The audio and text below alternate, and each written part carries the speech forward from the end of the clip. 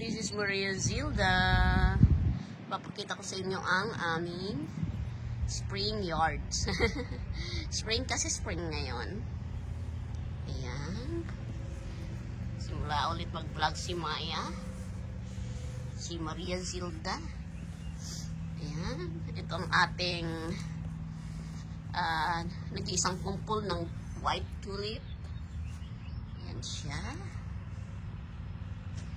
At ito naman ang ating, hindi ko alam kung ano pangalan yan. Ano pangalan yan? Ano po ba pangalan nito? What is the name of this plant? Please comment below. Please comment below the name of this plant.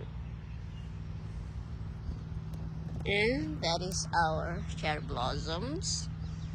And also comment below what is the name of this plant. Also, it is very scented. Ayan.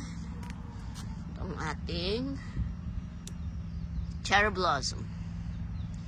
That is our cherry blossom. Ayan. So beautiful. Pero hindi siya ganong namulaklak this year. And last year pa isa-isa lang yung mabulaklak. Mas maganda ngayon. Pero last year, about 2 years ago, super duper bloom siya. Ayan. Tapos nagkaroon pa ng hailstorm, kaya ayun, ang bilis ng mga bulaklak. Ayan siya.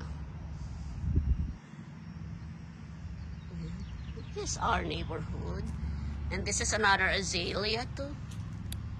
Ayan. Panahon ng azalea ngayon. There you go. Azalea. At creeping phlox.